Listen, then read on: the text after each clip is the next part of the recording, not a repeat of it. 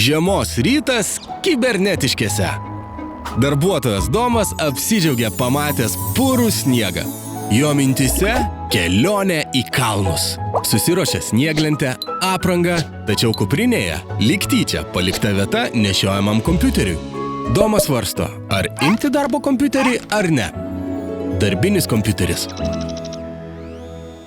Savaime suprantama, kad į kompiuterį žiūrėsime ne tik kaip į vieną paskirtį atliekantį įrankį. Galime ir dirbti, ir leisti laisvalaikį interneto platybėse.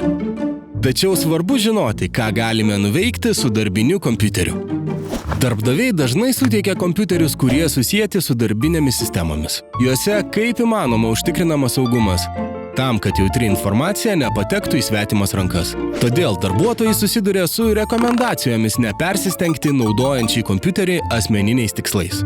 Darbuotojas Domas, atvykęs į slidinėjimo kurortą, norėjo išbandyti trasos simuliatorių, bet susidūrė su bėda, jo kompiuteris nepatvirtino įdiegimo, kadangi programa neatitinka saugumo standartų. Na, galima ir be simuliatoriaus išbandyti trasą. Tik bėda ta, kad po pramogų grįžus namo, kompiuterio nebebuvo. Kambarys buvo netikėtai apvogtas. Kai maišamos paskirtis, didėja rizika. Darbiniuose kompiuteriuose techniškai apribotos galimybės siųstis programas. Veiksmų sistemose renkami registrai saugumo užtikrinimui.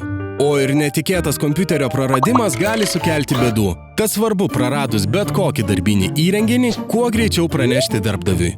O taip pat ir svarbus veiksmų planas leidžiantis nuo kalno. Gerų žiemos atostogų!